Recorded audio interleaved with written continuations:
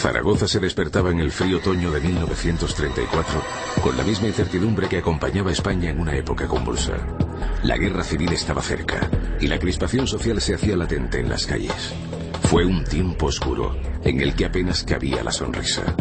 Sin embargo, a principios de noviembre aconteció un extraño fenómeno que hizo que durante 2 meses se olvidaran todos los males ante aquel tenebroso prodigio. Los lamentos, porque en un principio son ay lastimeros, una voz como afeminada, una voz que después cambia a masculino, pero en un principio son lamentos, son quejidos. Después ya empieza a escuchar María, ven, como arrastrando las palabras, y ahí es cuando precisamente decide avisar a la señora de la casa, a la dueña del edificio, y ya a partir de ahí, pues bueno, se lo toman más serio y llaman a la policía. Todo comenzó en la segunda planta de un inmueble situado en la calle Gascón de Gotor número 2. Una risa escalofriante, como una carcajada prolongada, hizo salir a muchos vecinos a la escalera principal.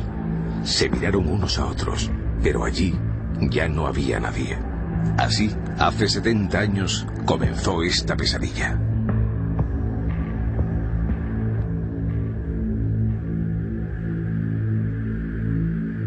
Hoy ya nada queda de la antigua vivienda, pues fue derribada hace décadas.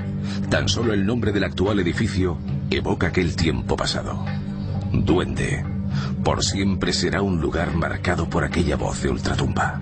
Eso causó un impacto tal que salieron todos los pisos donde vivían a la escalera, tal como les pilló en ese momento, a las 5 de la mañana, pues como estamos todos, ¿no? Y ya pues se armó la marimorena, empezaron a ver qué pasaba, ya al mediodía llamaron a la policía, que es cuando ya él, ya desde el mismo piso de donde está, dijo que cobardes, cobardes, habéis llamado a la policía, cobardes, cobardes. Nadie daba crédito a lo que estaba sucediendo, pero aquellas frases, quejidos y amenazas surgían delante de decenas de testigos. Era una voz grave que salía a través de la vieja hornilla de la cocina. Según certificó la denuncia oficial, la primera persona que fue testigo de los hechos fue la sirvienta de la casa, Pascual Alcocer, una mujer humilde y sencilla que cuando arrimó su mano a aquel fogón pudo escuchar un lamento que surgiendo de la nada decía: «Que me haces daño». Acto seguido la muchacha pulsó el interruptor dejándolo todo a oscuras. Y aquella entidad, o bromista macabro, respondió al instante: «Luz que no veo». Los agentes tomaron la casa, un ejército de albañiles miró todas las conducciones de electricidad, de gas. Yo creo que desarmaron de arriba abajo el piso para ver de dónde podía surgir esa misteriosa voz y no llegaron a encontrar nada, realmente. La noticia de aquella voz misteriosa corrió por las calles de Zaragoza como la pólvora, y miles de curiosos se agolpaban todos los días delante del número 2 de la calle Gascón de Gotor.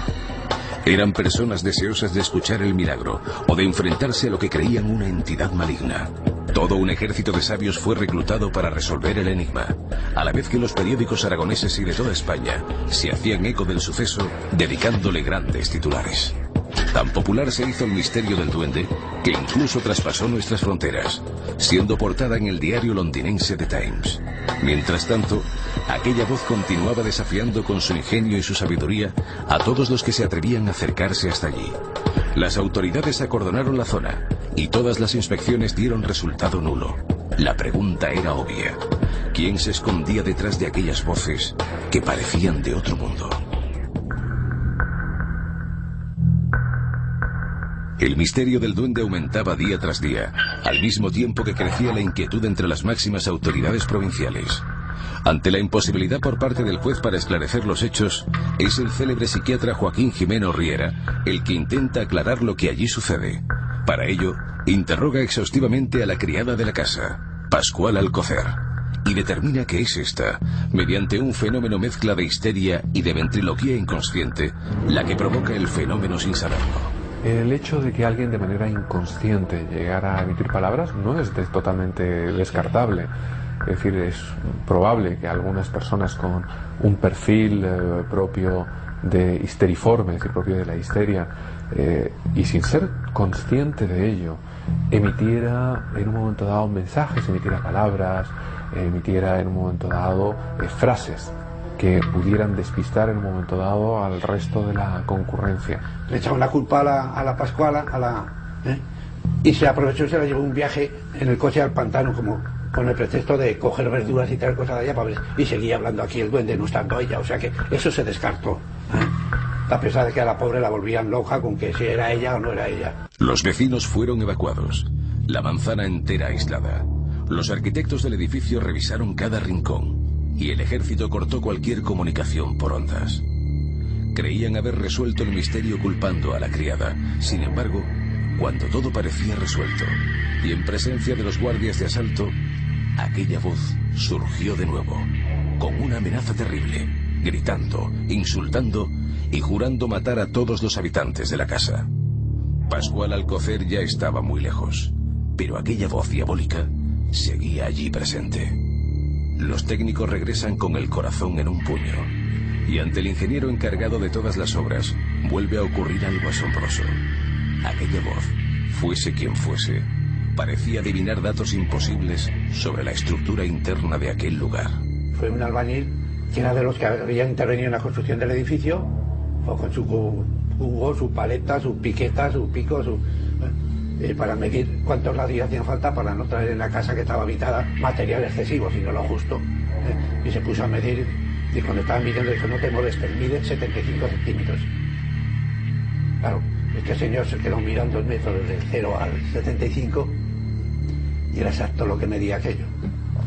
Más anécdota unida a esto es que aquel señor no volvió nunca por nuestra casa, y en la guardilla que antes hemos hablado, en un saquete tuvimos guardado el pozal, la piqueta y toda aquella del señor, que no volvió nunca a recogerlo.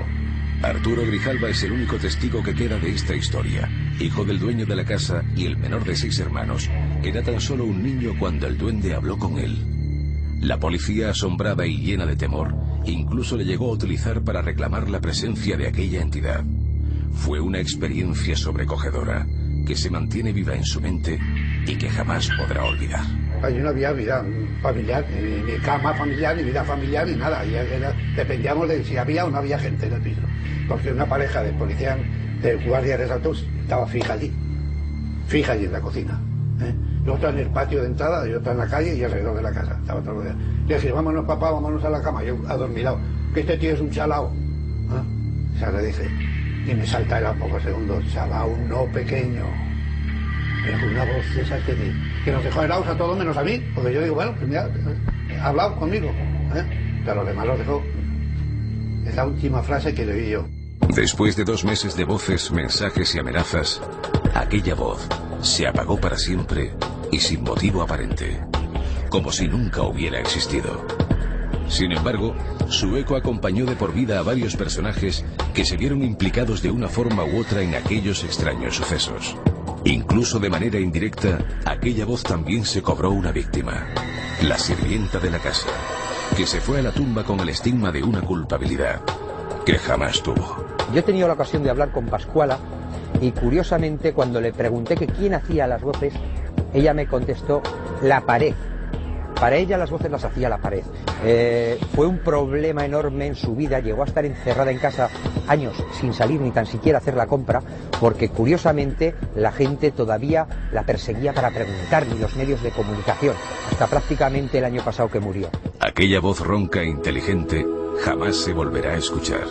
Se fue, quién sabe dónde, quizás hastiada por un mundo que jamás la comprendería. Hoy, en pleno siglo XXI, vivimos una época donde ya no tienen cabida estas extrañas e incomprensibles fábulas. Sin embargo, lo que nadie puede negar es que aquellos sucesos que motivaron una extensa investigación oficial, por absurdos que nos puedan parecer hoy, ocurrieron realmente. El viejo edificio se derrulló como único modo de poner fin definitivo al misterio que guardaba en sus entrañas. Un misterio que, pese a quien pese, nadie pudo resolver.